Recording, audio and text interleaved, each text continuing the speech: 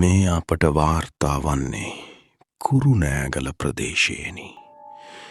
කුරුණෑගල යම් රක්ෂිතයක සිදු වූ අත්භූත සිදුවීමකි. මෙම සිදුවීමට මූලික වන්නේ අවුරුදු ගණනකට පෙර මෙම රක්ෂිතයේ ඝාතනයට ලක් වූ තරුණයෙකු පිළිබඳ කතාවකි. මොහුගේ නම චාමර. පවුල් ආරවුලක් දුරදිග ගොස් මොහුව යම් පුද්ගලයෙකු විසින් ඝාතනය කර ඇත. මෙම රක්ෂිතය මැදින් කුඩා ගමකට යාමට අඩිපාරක් ඇත. වර්තමානය වන විට එය සාමාන්‍ය වාහනවලට ගමන් කළ හැකි මාර්ගයක් බවට පත්වෙත. මෙම සිදුවීම සිද්ධ වන්නේ දැනට අවුරුදු 2කට පෙරය. මෙම මාර්ගයේ සුජීර නමැති අයෙක් තම මිත්තනිය සමග ගමන් කරමින් සිටියේය. වෙලාව රාත්‍රී 12 පසු වී තිබුණි. මොවුන් දෙදෙනා මළගෙදරක ගොස් රෑවී ගෙදර යමින් සිටියහ. ඔවුන්ගේ ගෙදරට යාමට ඇති මාර්ගය තිබුණේ එම රක්ෂිතය මැදිනි. සුජීරට මෙම කැලය මැදින් ගමන් කරන විට අමුත්තක් දැනුණා. එහෙත් තම මිත්තනිය සුළු දේටත් බයවන නිසා ඔහු ඒ ගැන කිසිවක් නොකියා සිටියේ. කෙසේ වෙතත් කැලය මැදට පැමිණි විට මළගෙදරට ගිය සුජීරගේ යාළුවෙක් බයිසිකලයකින් එමින් සිටියේය. මිත්තනිය සහ තමාව එකට බයිසිකලයේ ගෙන යාමට ඉඩ නොතිබුණු නිසා සුජීර තම මිත්තනිය යාළුවා සමග පිටත් කර යැව්වා. ඇය යාමත් සමග සුජීරට බයක් සහ සිත තුළ සැකයක් ඇතිවියා. කැලය සම්පූර්ණයෙන්ම අඳුරු වී තිබුණි.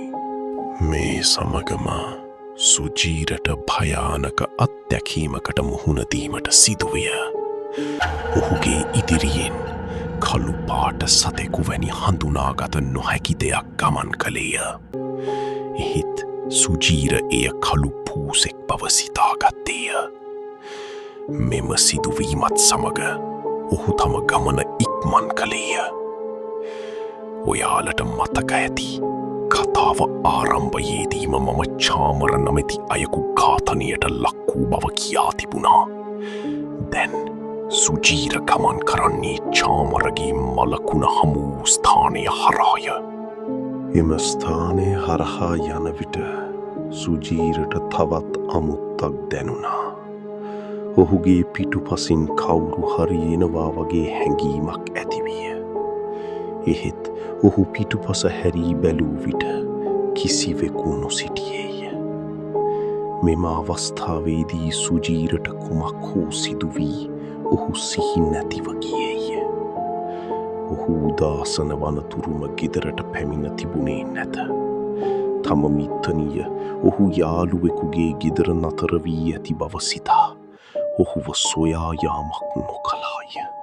පහුවදා වැඩට යන පුද්ගලයෙකු සුජීර සිහිසුන්ව සිටින බව දැක ඔහුව ගෙදරට ගෙන ගොස් දමා තිබුණි.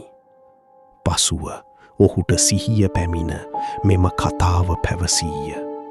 ඒ වගේම ඔහුගේ පිටකුන්ද මැද අත්පාරක් තිබුණි. සුජීරට කුමක් සිදු වුණාද යන්න අදටත් අභිරහසකි. මෙම කැලයේ චාමරගේ ආත්මය සැරිසරනවාද නැතහොත් අපි නොදන්නා වෙනත් දෙයක් සිදු වුණාද? ඔයාලට හිතෙන දේ පහලින් කමෙන්ට් කරන්න. මේ වගේ සත්‍ය කතා නැරඹීමට අපේ channel එක subscribe කරන්න.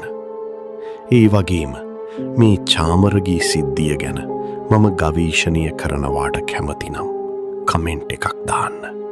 මම එම වීඩියෝ එකත් අරන් එන්නම්.